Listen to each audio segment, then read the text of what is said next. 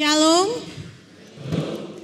selamat pagi, selamat hari Minggu, Bapak, Ibu, Oma, Opa, ada rekan-rekan pemuda maupun juga ada adik-adik di sini. Bapak Ibu, bacaan kita hari ini itu terambil dari kitab Lukas. Yang jika Bapak Ibu sadari sebelumnya pembacaan kita itu terambil dari kitab Mazmur 119 yang sejak awal bulan Juli kita baca.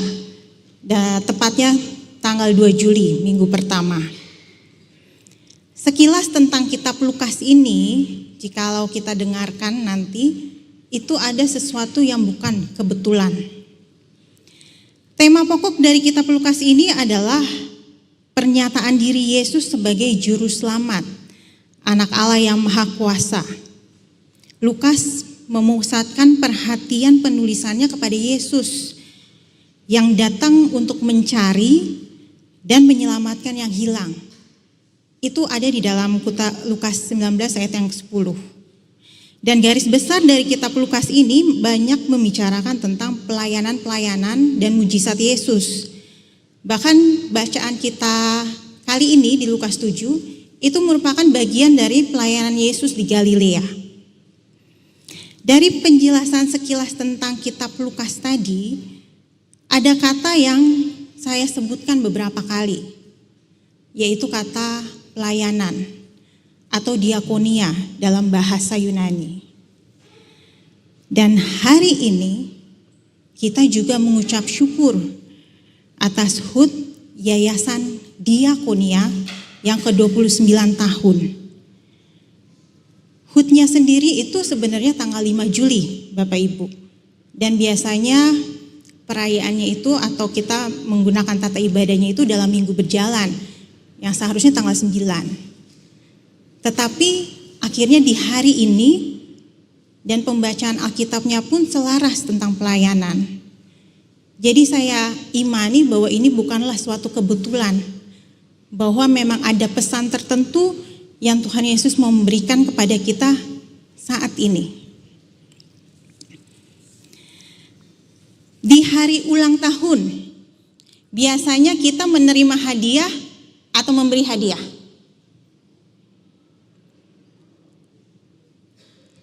Menerima atau memberi? Biasanya menerima. Tetapi Tuhan Yesus berkata di Kisah Rasul 20 ayatnya yang ke-35. Adalah lebih berbahagia memberi daripada menerima. Jadi di hari syukur HUT Yadia, Yayasan Diakonia GPIB ini, apakah hadiah itu yang dapat kita berikan ke orang lain? Boleh di-share slide-nya?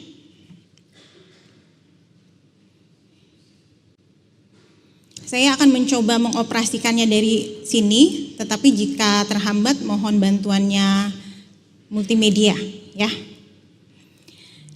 Jadi apakah hal yang dapat kita berikan ke orang lain sebagai hadiah ulang tahun itu? Yaitu mau mendengar. Dan tentunya kita belajar dari sang ahli, yaitu Yesus Kristus. Inilah tema khotbah pada hari Minggu ini, Bapak Ibu, saudara-saudari sekalian.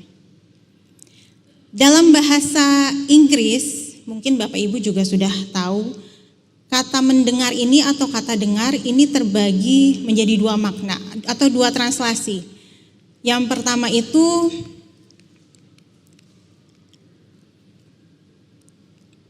hearing atau dan listen. Boleh ya. Perbedaannya kalau hearing itu, hear, mendengar, itu sifatnya accidental atau tanpa sengaja. Involuntary, berarti tidak menyediakan diri, memang tanpa sengaja. Effortless, tanpa usaha. Jadi seperti sekarang kita duduk di gereja saat ini, kita bisa mendengar tuh ada suara azan di luar atau suara gonggongan anjing. Itu kita hear. Tetapi kalau listening, itu kita fokus. Kita memang sengaja untuk mendengarkan sesuatu. Dan kita menyediakan diri untuk datang, untuk mendengarkan sesuatu itu. Dan ada tujuannya, intentional. Seperti kita saat ini. Mau datang pagi-pagi pukul 6.30 dan mendengarkan firman Tuhan. Itu perbedaannya.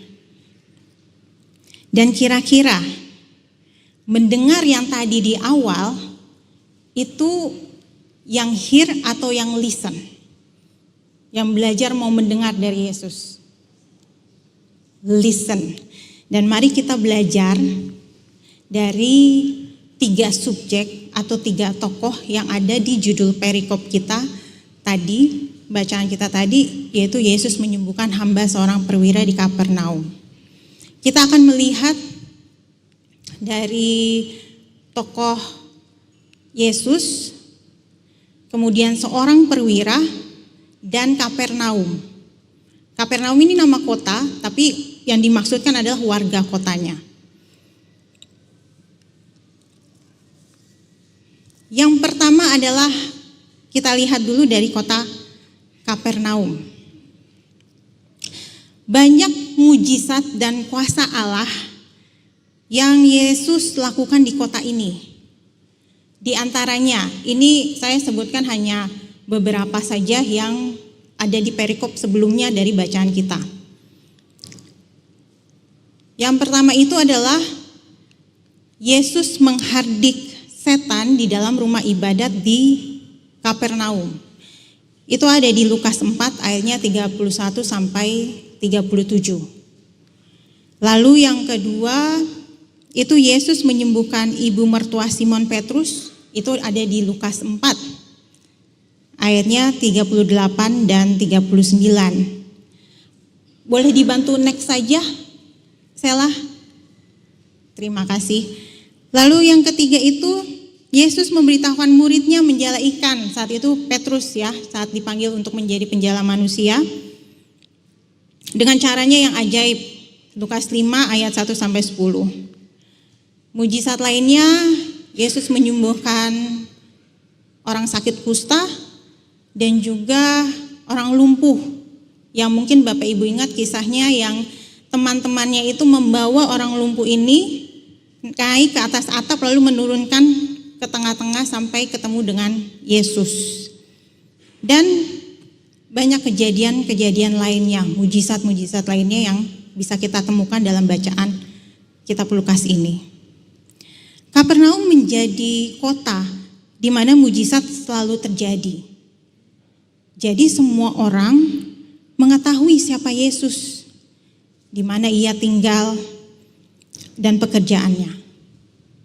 Jadi untuk kota Kapernaum ini sebuah privilege atau kemewahan bahwa mereka bisa menyaksikan secara langsung, bisa mendengar secara langsung, bisa melihat secara langsung mujizat Tuhan, pengajaran Tuhan secara langsung.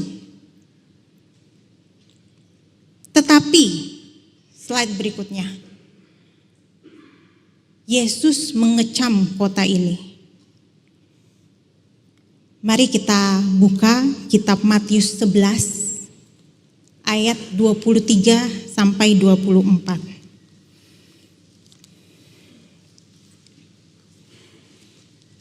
Matius 11 ayat 23 sampai 24.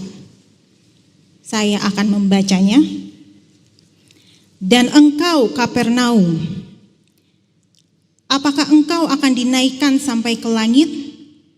Tidak.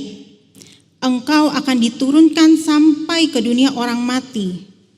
Karena jika di Sodom terjadi mujizat-mujizat yang telah terjadi di tengah-tengah kamu, kota itu tentu masih berdiri sampai hari ini. Tetapi aku berkata kepadamu, pada hari penghakiman, tanggungan negeri Sodom akan lebih ringan daripada tanggunganmu. Saat baca ini ngeri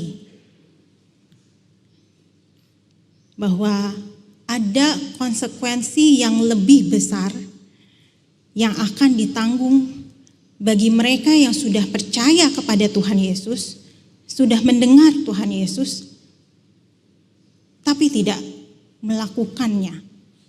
Mereka tetap tidak percaya dan mereka tidak bertobat. Konsekuensinya jauh lebih besar. Itu Kapernaum. Yang berikutnya sosok kedua, yaitu perwira Romawi. Orang non-Yahudi pastinya, dia adalah perwira Romawi. Tidak diketahui namanya maupun hambanya siapa. Tetapi apabila kisah ini ada di dalam Alkitab, maka ada sesuatu yang Tuhan ingin kita pelajari. Yang pertama, perwira ini adalah seorang atasan, mempunyai kedudukan. Tetapi ia sangat menghargai hambanya. Ia peduli pada hambanya. Hal yang sangat jarang terjadi di masa perbudakan. Yang kedua, saat hambanya kritis, sakit keras, dikatakan dalam Alkitab, lalu ia mendengar kedatangan Tuhan Yesus, ia pun langsung berinisiatif untuk mengutus tua-tua Yahudi untuk menemui atau datang kepada Yesus. Kenapa perwira ini bisa mengutus tua-tua Yahudi ini? Sedangkan mereka lain ya, lain kebangsaannya, lain suku. Ternyata sudah ada hubungan yang terjalin dengan baik. Perwira Roma ini dikatakan di dalam Alkitab melalui tua-tua Yahudi dikatakan bahwa ia ini mengasihi bangsa Israel dan membangun rumah ibadat di Kapernaum. Yang ketiga, perwira itu tahu bahwa ada larangan bagi seorang Yahudi untuk bergaul dengan orang-orang yang bukan Yahudi atau masuk ke rumah mereka. Itu bisa kita baca di kitab Kisah Para Rasul 10 ayatnya yang ke-28. Jadi ada ajaran itu.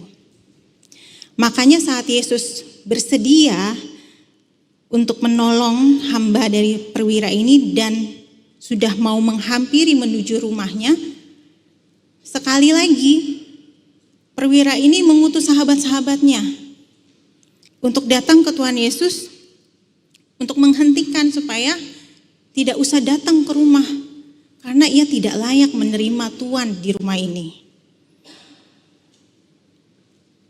Dan yang keempat, ini yang istimewa. Belum. Slide-nya belum. Masih tentang perwira Romawi. Perwira itu berkata, katakan sepatah kata saja, maka hambaku akan sembuh. Katakan sepatah kata saja, maka hambaku akan sembuh. Sungguh sulit, Bapak Ibu, untuk kita mempercayakan diri kita, apalagi untuk kepentingan orang lain, yang saat ini adalah nyawa orang lain, yaitu hambanya perwira itu, dengan satu kata. Kalau kita sakit, mungkin kita harus ke dokter dan lihat dokternya. Kita harus minum obat. Tetapi perwira Roma ini, dia aja nggak ketemu Tuhan Yesus. Tetapi dia hanya butuh satu kata dari Tuhan Yesus. Maka ia yakin hambanya sembuh. Di ayat 9 dan 10 kita tidak baca memang. Di situ bahkan Yesus sendiri pun terheran. Ini Yesus yang menyembuhkan hambanya, itu adalah kuasa Yesus. Tetapi di ayat 9 itu Tuhan Yesus bilang, iman sebesar ini tidak pernah aku jumpai sekalipun di antara orang Israel. Kalimat ini menyatakan bahwa Tuhan Yesus memberikan sebuah apresiasi kepada orang non-Yahudi ini. Walaupun kita tahu yang menyembuhkan itu Tuhan Yesus, tapi dia menghargai si perwira Romawi ini. Iman perwira Romawi ini mengalahkan satu kota Kapernaum.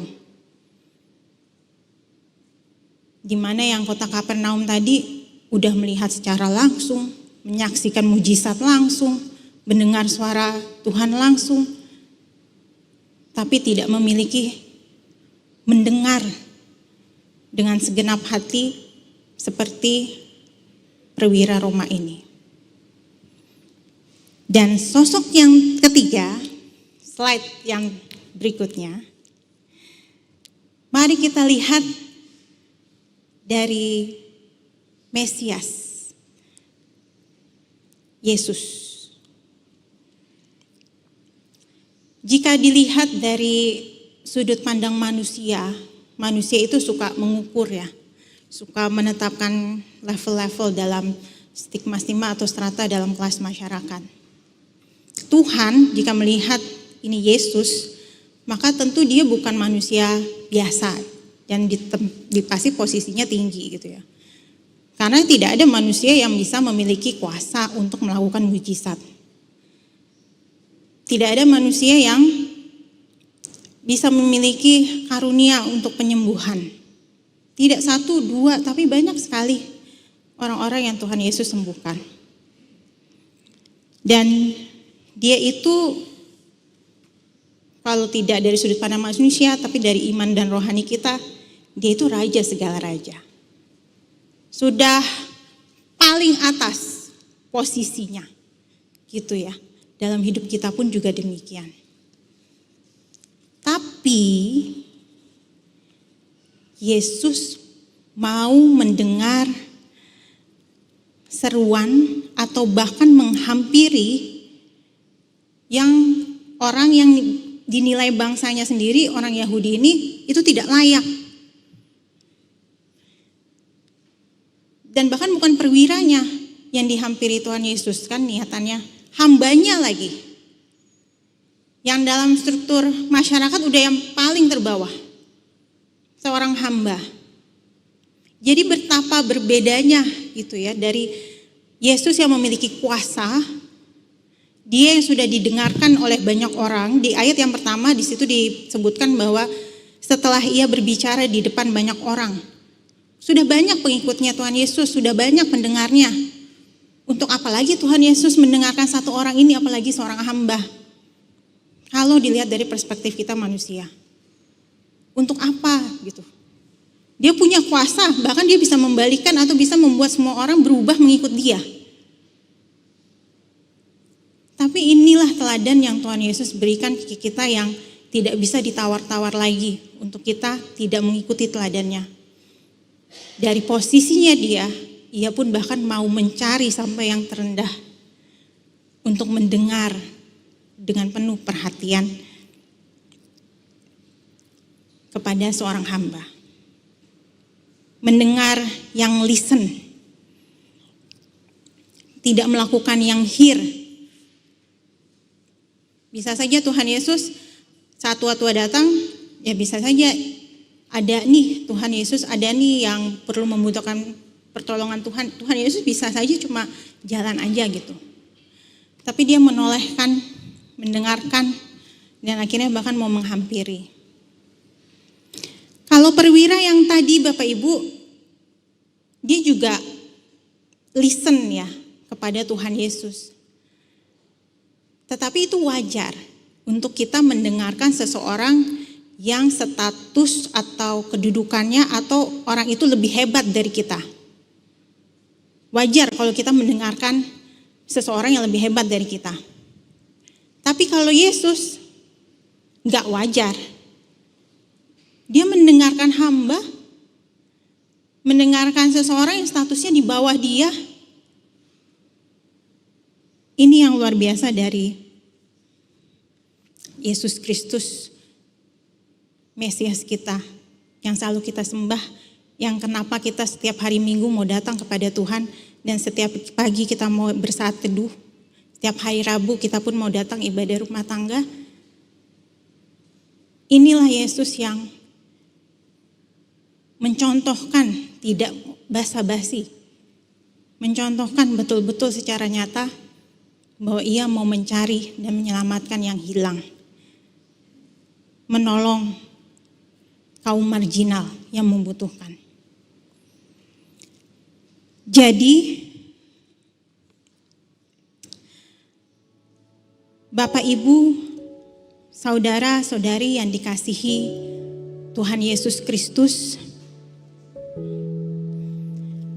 sebelum memberi diri kita sebagai hadiah ulang tahun yang tadi saya katakan di awal, memberikan hadiah ulang tahun di hari syukur HUT Yadiah GPIB ke orang lain dengan cara mau mendengar, penting kita menyadari apa yang Tuhan Yesus contohkan. Bagaimana Ia mendengarkan orang lain dengan penuh perhatian, apapun statusnya dan juga kondisinya. Namun sebelum itu, mari kita dengarkan Tuhan Yesus dulu. Sebelum kita mendengarkan orang lain, kita dengarkan Tuhan Yesus dulu. Dengan penuh perhatian, dengan segenap hati, segenap pikiran, dan segenap jiwa kita. Seperti saat kita berdoa. Doa itu bukan mesin ATM, Bapak Ibu. Yang dimasukkan kartunya, ditekan nomor PIN-nya, uangnya keluar sesuai dengan jumlah yang kita inginkan. Doa itu komunikasi antara kita dan Tuhan Yesus, yang berarti dua arah. Kita tidak hanya meminta, tapi kita bisa mendengar jawaban Tuhan. Kita bisa mendengar suara Yesus dalam keheningan doa. Walaupun dunia begitu bising, Ia akan memberitahukan kepada kita, "Aku mengasihi kamu dengan sempurna, siapapun dirimu. Dan aku mau memakai engkau menjadi alat yang sempurna di tanganku untuk mengasihi orang lain." Amin.